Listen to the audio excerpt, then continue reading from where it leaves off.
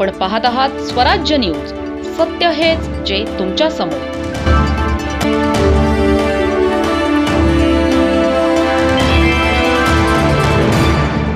चाळीसगाव आमदार मंगेशदादा चव्हाण यांच्या संकल्पनेतून साकार झालेल्या महात्मा फुले व सावित्रीबाई फुले यांच्या स्मारकाचा लोकार्पण सोहळा संपन्न. जलद गतीने उभारलेल्या भव्य प्रेरणादायी स्मारकाच्या कामाचे मान्यवरांकडून कौतुक. चाळीसगाव येथे आमदार मंगेशदादा चव्हाण यांच्या संकल्पनेतून साकार झालेल्या महात्मा फुले व सावित्रीबाई फुले यांच्या स्मारकाचे जलसंपदा मंत्री गिरीश महाजन यांच्या उपस्थितीत व अन्न नागरी पुरवठा मंत्री छगन भुजबळ यांच्या शुभ हस्ते मोठ्या थाटात लोकार्पण संपन्न झाले. याप्रसंगी खासदार स्मिताताई वाघ, विधान परिषद आमदार योगेश टिळेकर, माजी आमदार साहेबराव घोडे, माजी लोकप्रतिनिधी, महात्मा फुले स्मारक समितीचे सदस्य व पदाधिकारी, माळी समाज पदाधिकारी व तालुक्यातील फुलेप्रेमी मोठ्या संख्येने उपस्थित होते. योग्य नेतृत्व, ठाम भूमिका आणि सकारात्मक शासन असेल तर अशक्य काहीच नाही, असे यावेळी मंत्री गिरीश महाजन यांनी सांगितले. स्मारक म्हणजे केवळ इतिहासाचा सन्मान नाही, तर पुढच्या पिढ्यांसाठी प्रेरणेचं शिलालेख आहे. तरुणांना आवाहन आहे, ज्यांनी अंधार हटवला त्यांना आठवा, ज्यांनी माणसाला माणूस म्हणून जगायला शिकवलं त्यांचा विचार जपा. ही मशाल पुढे नेणं आपल्या सर्वांची जबाबदारी आहे, असेही यावेळी बोलताना मंत्री महाजन यांनी सांगितलंय. अन्न व नागरी पुरवठा मंत्री छगनरावजी भुजबळ यांनी आपल्या मनोगतात सांगितले की महात्मा ज्योतिबा फुले, सावित्रीबाई फुले यांचे कार्य मोठे असून चाळीसगाव येथे उभारण्यात आलेल्या सुंदर स्मारकामुळे एक प्रेरणादायी वास्तू सर्वांना उपलब्ध करून दिल्याबद्दल आमदार मंगेश चव्हाण यांचे कौतुक केले. मात्र या स्मारकाच्या स्वच्छतेची जबाबदारी सर्व समाजाची असून त्याची काळजी घेण्याचं आवाहन त्यांनी केलंय. केंद्रातील मोदी सरकारने घेतलेल्या जातीनिहाय जनगणनेच्या निर्णयामुळे वंचित समाज घटकांना न्याय मिळेल असेही त्यांनी सांगितले. कार्यक्रमाच्या अध्यक्षस्थानी असलेले जलसंपदा मंत्री गिरीश भाऊ महाजन यांनी सांगितले की महापुरुषांचे केवळ स्मारक उभारून जयंती साजरी करून चालणार नाही, तर त्यांचे विचार आत्मसात करावे. जयंती उत्सव धांगडधिंगा करून नाही, तर विचारांची देवाणघेवाण करून साजरे करावेत. भारत हा जगातील सर्वात तरुण देश आहे, मात्र त्यातून देशाला जर महाशक्ती बनवायचे असेल तर तरुणांनी व्यसनाधीनतेपासून दूर राहावे. त्यासाठी अशा स्मारकांच्या माध्यमातून प्रेरणा घ्यावी असे आवाहन केले. गिरीश महाजन म्हणाले की स्त्री शिक्षणाची सुरुवात करणाऱ्या या महापुरुषांच्या स्मारकासाठी 1 कोटी ऐवजी 2 कोटी निधी देण्याचे जाहीर केले व त्यानंतर आमदार मंगेश चव्हाण यांनी युद्ध पातळीवर याचा पाठपुरावा करून अवघ्या 48 तासांच्या आत निधी मंजुरीचा शासन निर्णय देखील प्रकाशित करून आणला. जागेच्या अडचणी, निवडणूक आचारसंहिता आदी व्यत्यय पार करत अवघ्या 10 महिन्यांच्या चाळीसगाव शहरातील अंधशाळा चौकात या स्मारकाचे काम पूर्ण करण्यात आले. हिंगोणी गावात ज्या जिल्हा परिषद शाळेत आमदार मंगेश चव्हाण शिकले तिला क्लस्टर मॉडेल स्कूल उभारून त्याला सावित्रीबाई फुले यांचे नाव देण्याचे आमदार मंगेश चव्हाण यांनी जाहीर केले. बेटावत परिसरात शेतकऱ्यांवर अन्यायकारक प्रकार घडल्याची धक्कादायक घटना नुकतीच उघडकीस आली आहे. गावातले शेतकरी मनोज दोधुमाळी यांच्या शेतात लावलेली सुमारे 2 एकरांवरील 1.5 महिन्याची मिरचीचे उभे पीक अज्ञात इसमाने तणनाशकाची फवारणी करून पूर्णपणे जाळले. या कृत्यामुळे शेतकऱ्यांचे हजारो रुपयांचे नुकसान झाले असून मेहनतीने उभे केलेले पीक काही तासात उद्ध्वस्त झाले. 1.5 महिन्यापासून मनोज माळी यांनी मिरची पिकाची मशागत, सिंचन व देखभाल करून पीक जोपासले होते, परंतु अज्ञात व्यक्तीच्या दुर्दैव बेकायदेशीर कृतीमुळे शेतकऱ्यांवर आर्थिक संकट कोसळले आहे. घटनेची माहिती मिळताच परिसरातील शेतकरी व गावकरी मोठ्या संख्येने शेतात जमले. सर्वांनी या घटनेचा तीव्र निषेध नोंदवला. शेतकरी मनोज दोधुमाळी यांनी या प्रकरणाची तक्रार पोलीस ठाण्यात दाखल करण्याची मागणी केली असून संबंधित दोषींवर कडक कारवाई व्हावी अशी मागणी ग्रामस्थांकडून होत आहे. या प्रकारामुळे शेतकऱ्यांमध्ये असुरक्षिततेची भावना निर्माण झाली आहे. शेतकऱ्यांच्या पिकांवर अशी विध्वंसक कृत्ये होत राहिल्यास शेती करणे धोकादायक ठरेल असे शेतकरी वर्गात बोलले जात आहे. प्रशासनाने या प्रकरणाची चौकशी करून नुकसानग्रस्त शेतकऱ्याला तातडीने भरपाई द्यावी अशी सर्वत्र मागणी होत आहे. मला मिरची या 2-3 दिवसातली तोडण्याची तयारीमध्ये होतो. अनोळखी व्यक्तीने माझ्या शेतात येऊन तणनाशकाची फवारणी करून जागी मिरचीला डायरेक्ट मारून टाकलेलं आहे. तर मग याच्यापुढे कसं करायचं मी आणि काय लावायचं हे मला सुचत नाही आहे. अशी परिस्थिती शेतकऱ्यांची कधी असेल तर शेतकऱ्यांनी शेती कशी करावी, काय दुश्मनी असेल याची, या नरेंद्र भाऊची काय दुश्मनी असेल. अरे हरामखोर किंवा त्याच्याशी खेटायचं होतं ना, समोर खेटलं असतं. गरिबाचे नुकसान कसं केलं, पण त्याला कधीच दिवस चांगले उगणार हे लक्षात ठेवा. का पुरोगामी विचार मंच महाराष्ट्र राज्य यांच्या वतीने जनसुरक्षा कायदा रद्द करण्याबाबत, बॅलेट पेपरवर निवडणुका घेण्याबाबत तसेच भारतावर अन्यायकारक 50% टेरिफ कर लागणाऱ्या अमेरिकेचा निषेध करणारे निवेदन जिल्हाधिकाऱ्यांना देण्यात आले. महाराष्ट्रात गरज नसताना जनसुरक्षा कायदा आला असून सरकारला पुढच्या काळात कुठलीही संघटना किंवा व्यक्तीला अर्बन नक्षलवादी ठरविता यावी यासाठी हे विधेयक आणण्यात आले आहे. या विधेयकावर भविष्यात जे कोणी डाव्या विचारसरणीचे अथवा पुरोगामी विचारसरणीचे लोक असतील, ते सरकारच्या विरोधात मोर्चा आणत असतील, सरकारच्या विरोधात बोलत असतील, लोकांना जागृत करत असतील तर त्याची दवा देत आहेत अशी व्याख्या करून त्यांना तुरुंगात दाबण्याची व्यवस्था या विधेयकात आहे. परिणामी पुढील काळात रस्त्यावर आंदोलनं होणार किंवा सरकारच्या धोरण विरुद्ध एखादी कार्यशाळा होत असेल, एखादा मेळावा होत असेल, एखादा संप होत असेल आणि त्यात सरकारवर टीका होत असेल तर त्या कायद्याचा वापर करून पोलीस यंत्रणा आंदोलन करताना तुरुंगात टाकू शकते असे निवेदनात म्हटले आहे. सध्या देशभर सामुदायिक मग चोरीचा मुद्दा जनतेचा न्यायालयात आहे, ज्याबाबत कोणीच काही बोलत नाही. विरोधी पक्षाने मत चोरीचा विषय लावून धरलेला आहे. देशातील नागरिकांच्या अस्मितेचा आणि प्रतिष्ठेचा हा मुद्दा आहे, म्हणून पुढील कोणत्याही निवडणुका बॅलेट पेपरवर घ्याव्यात असे निवेदनात लेखी स्वरूपात दिले आहे.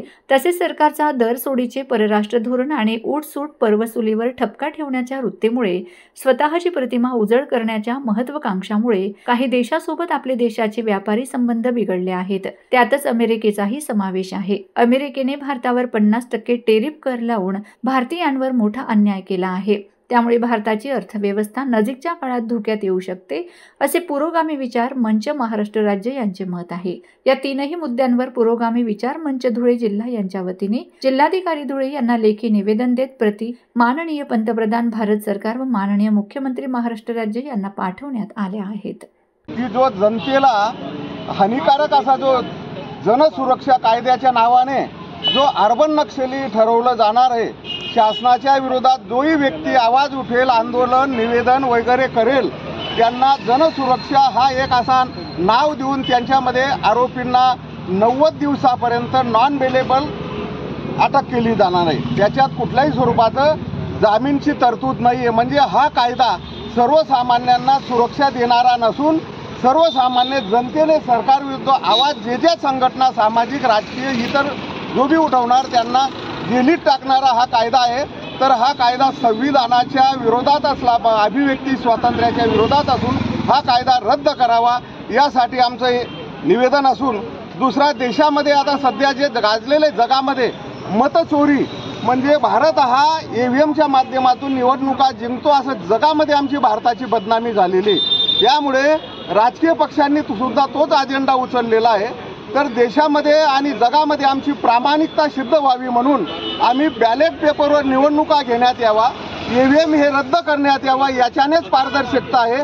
ही EVM रद्द करण्यासाठी आमची मागणी असून, तिसरी मागणी आमची हे की जगावर दादागिरीचं राज्य करणारा जो सर्व जगाला हानिकारक आहे, भारताशी अन्यायकारक, आम्ही रशियाकडून तेल खरेदी करतो म्हणून आमच्यावर दंडात्मक कर लादणारा, 50% कर लादणारा अमेरिकेचा राष्ट्राध्यक्ष हुकुमशहा डोनाल्ड ट्रम्प यांचा जाहीर निषेध करीत आहोत. पर्यावरणपूरक गणेश उत्सव शाडू मातीच्या गणपती कार्यशाळेचा यशस्वी समारोप. धुळे शहरातील कुबेरेश्वर महादेव मंदिर, GTP स्टॉप, सुयोग कॉलनी येथे डॉक्टर रुपाली चित्ते यांच्या मार्गदर्शनाखाली शाडू मातीच्या गणपती बनविण्याची कार्यशाळा अतिशय उत्साहात व भावनिक वातावरणात संपन्न झाली. लहान मुलं, महिला आणि स्थानिक नागरिकांनी या उपक्रमात मोठ्या संख्येने सहभाग घेतला. ही कार्यशाळा पर्यावरणपूरक गणेश उत्सवाचा संदेश देण्यासाठी आयोजित करण्यात आली होती. गणेश उत्सवात श्रद्धेने त्याचबरोबर निसर्गाची जबाबदारी यासाठी शाडू मातीच्या गणपतीचे महत्त्व पटवून देत हा उपक्रम पार पडला. प्लास्टर ऑफ पॅरिस विरुद्ध शाडू माती पर्यावरणासाठी एक मोठा निर्णय कार्यशाळेत डॉक्टर रुपाली चित्ते यांनी विशेष मार्गदर्शन करताना स्पष्ट केले. प्लास्टर ऑफ पॅरिस पासून बनविलेल्या मूर्तींचा पर्यावरणावर नकारात्मक परिणाम होतो.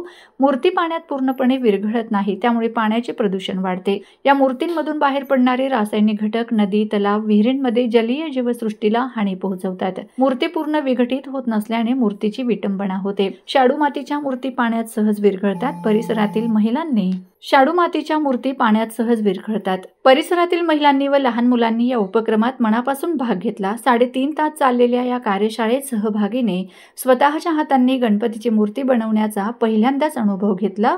लहान मुलांनी स्वतःच्या कल्पनाशक्तीचा वापर करून गणपतीची विविध सुंदर रूपं तयार केलीत. शहरासाठी संदेश, आपला गणपती आपली जबाबदारी कार्यशाळेचा मुख्य उद्देश धुळेकरांमध्ये पर्यावरणपूरक गणेश उत्सव साजरा करण्याबाबत जागरूकता निर्माण करणे हा होता. परिसरातील रहिवाशांनी या कार्यशाळेला उत्स्फूर्त प्रतिसाद दिला. धार्मिक, सामाजिक जबाबदारी आणि पर्यावरणपूरक गणेश उत्सव यांचा सुंदर संगम या उपक्रमातून साधला गेला. मी राजवी प्रसाद कोळपकर. मी पहिल्यांदा हा गणपती बनवला. पहिल्यांदा मातीत हात टाकून अनुभव घेतला की गणपती कसा बनवायचा. आम्हाला हे बनवताना खूप वेगळे काही शिकायला भेटले आणि खूप मज्जा आली करताना. आणि म्हणजे असं एक नवीन भेटला आम्हाला अनुभव. आणि आम्ही जेव्हा गणपती बसवू आम्हाला तेव्हा पण खूप आनंद होणार आहे. आणि थँक्यू मॅडम आम्हाला शिकवायला हा गणपती शिकता यावा आणि ते जरा मोबाईलपासून, नवीन गॅजेट्सपासून लांब राहावेत आणि त्यांनीही मातीशी खेळून नवीन काहीतरी पर्यावरणाला स्वतःची नाळ जुळवून घ्यावी. म्हणून मला हा उपक्रम खूपच उपयुक्त वाटल्यामुळे मी त्यांना आज आमंत्रित केलं आणि कुबेरेश्वर महादेव मंदिर मंडळातर्फे आपण हा उपक्रम आज राबवलेला आहे. कारण की ही शाडू मातीची जी गणपतीची मूर्ती असते ही पर्यावरणाला पूरक आहे. ती आपण घरच्या घरी एखाद्या टबात पाणी घेऊन बुडवून आपण तिचं विसर्जन करू शकतो. पण प्लॅस्टर ऑफ पॅरिसच्या मूर्ती आपण जेव्हाही पाण्यात घालतो त्या वर्षानुवर्ष बुडत नाही आणि त्यांचे काही अवयव खंडित होतात.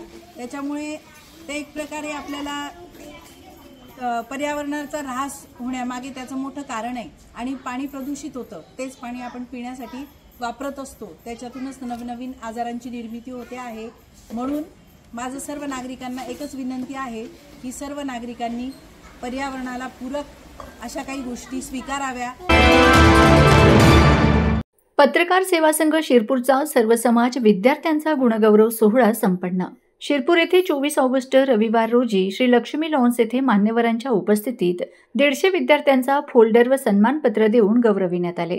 कार्यक्रमाचे प्रमुख अतिथी म्हणून उपपोलीस निरीक्षक शिरपूर हेमंत पाटील, पोलीस निरीक्षक जयपाल हिरे, सहाय्यक पोलीस निरीक्षक थांडेर येथील शत्रुघ्न पाटील, बजरंग युवा सेना धुळे येथील सारिका पाटील, रत्नदीप सिसोदिया, मोहन साहेबराव पाटील, नरेंद्र जमादार, राष्ट्रवादी तालुका अध्यक्ष बाळकृष्ण पाटील उपस्थित होते. सुरुवातीला प्रतिमा पूजन, दीप प्रज्वलन करून मान्यवरांच्या हस्ते सत्कार करण्यात आला. त्यानंतर पत्रकार सेवा संघाचे पदाधिकारी यांच्या हस्ते हा सत्कार करण्यात आला. प्रास्ताविक प्रदेश अध्यक्ष विजय चव्हाण यांनी केले. प्रमुख अतिथी यांच्या हस्ते विद्यार्थ्यांना फोल्डर व सन्मानपत्र देऊन गौरविण्यात आले. प्रत्येक मान्यवरांनी मार्गदर्शनपर मनोगत व्यक्त केले.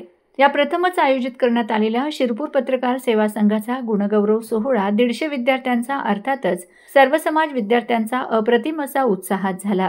याकरिता संस्थापक मार्गदर्शक चंद्रवदन गुजराती, संस्थापक अध्यक्ष युवराज राजपूत, प्रदेश अध्यक्ष विजय चव्हाण, सचिव योगेश पाटील, सहसचिव भरत रोकडे, राज्य संपर्क रवींद्र भावसार, प्रदेश कार्याध्यक्ष विजय शुक्ल, शहर अध्यक्ष मयूर वैद्य, शहर कार्याध्यक्ष जितेंद्र शेटे, जयपाल चौधरी, अनिल वाघ, संतोष भुई, रोहित भावसार, कैलास माळी, रावसाहेब चव्हाण, दिलीप पाटील, दीपक श्रीराव, विनोद भुई, गोकुळ महाले, प्रवीण शर्मा, जगदीश शेटे यांनी परिश्रम घेतले. सूत्रसंचलन प्रवीण शर्मा, विजय शुक्ल यांनी केले तर आभार भरत रोकडे यांनी मानले.